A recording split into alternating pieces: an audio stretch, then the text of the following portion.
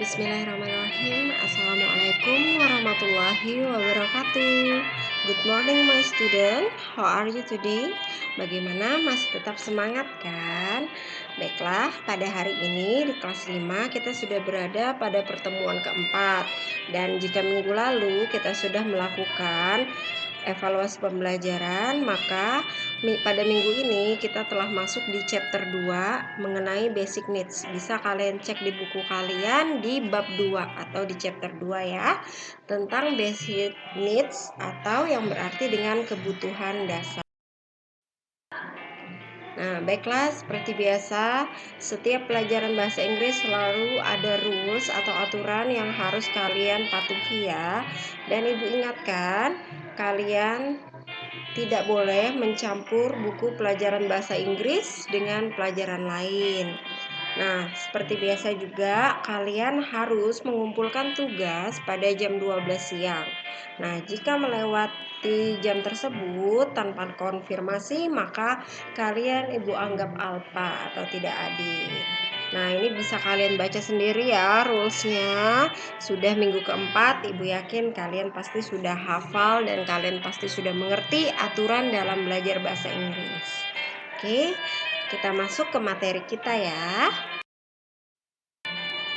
Nah, seperti yang sudah Ibu katakan tadi, pada minggu ini kita telah masuk di chapter kedua, yaitu tentang basic needs, yaitu berarti kebutuhan dasar.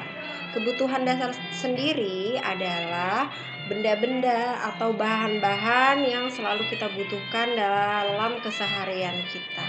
Nah, kalian bisa cek juga di buku kalian, jika yang sudah memfotokopi bisa dilihat ya di sana. Ini gambar-gambar asli yang ada di buku ya.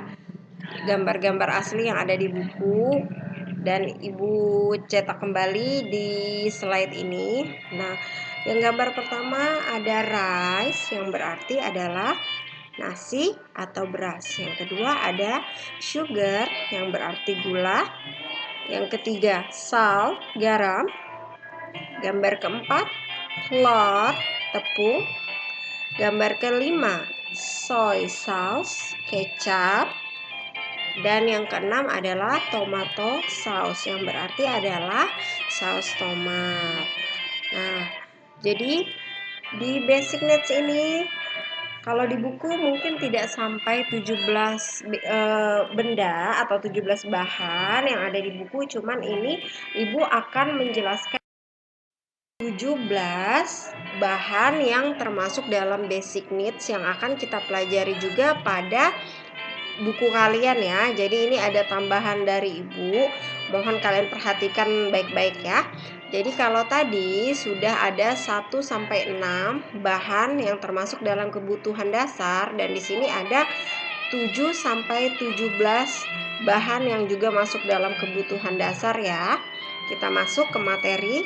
Untuk nomor 7 ada coffee yang berarti kopi, tea yang berarti teh, cooking oil minyak makan, butter mentega, coklat noodle mie, milk susu, egg telur, cheese keju, pepper merica, dan yang terakhir ada bread yang berarti roti. Nah, jadi ada 17 bahan yang merupakan kebutuhan dasar kita ya. Nah, nanti kalian akan mendapat tugas untuk mencatat ke-17 bahan dasar atau bahan kebutuhan kita ini ya. Oke, bisa dipahami ya. Yang Ibu jelaskan tadi 17 adalah contoh basic needs atau kebutuhan dasar kita sehari-hari ya. Jika sudah paham, kita lanjutkan ke slide berikutnya. Oke, baiklah. Nah, di sini kita akan masuk ke quantifiers atau penentu jumlah. Nah, di sini kita akan mulai masuk belajar tentang jumlah dari basic need atau menyebutkan jumlah dari kebutuhan dasar kita. Yang pertama ada a glass of yang berarti segelas. Yang kedua a cup of yang berarti secangkir. Yang ketiga, a can of yang berarti sekaleng. Yang keempat, a bottle of sebotol. A plate of sepiring. A spoon of sesendok. A bowl of semangkuk. A box of sekotak. A slice of sepotong. Nah, contoh-contohnya ini adalah Ibu berikan contoh kalian dalam bentuk kalimat dalam penggunaan quantifiers ini atau penentu jumlah ya. Perhatikan di nomor 1 ada sebuah kalimat, this is a can of milk. Nah, itu sudah Ibu sengaja Ibu bedakan warnanya ya supaya kalian tahu artinya.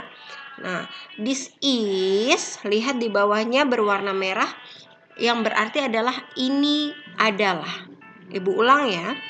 This is artinya adalah ini adalah. Nah, selanjutnya ke warna biru, a can of. Nah, kita lihat di quantifiers yang sudah kalian lihat di atasnya, a can of itu artinya apa ya? Oke, di nomor 3, a can of yang berarti sekaleng. Ya, a can of berarti sekaleng. Dan yang terakhir, milk. Milk artinya adalah susu.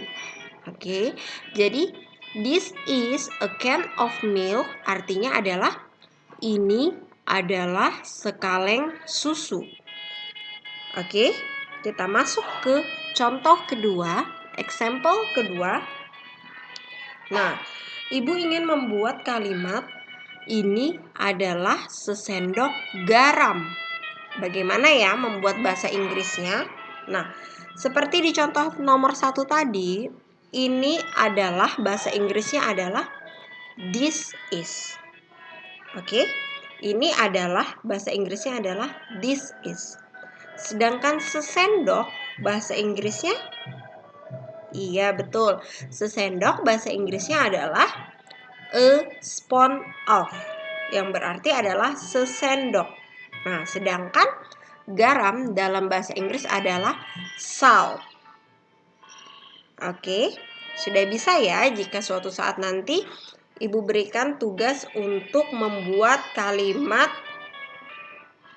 quantifiers atau penentu jumlah digabungkan dengan basic needs. Nah, contohnya sangat simpel. Sudah Ibu berikan arti beserta bahasa Inggrisnya dengan sangat jelas. Ibu sengaja bedakan warnanya supaya kalian bisa lebih memahaminya. Nah, jika sudah dipahami, kita lanjutkan ya.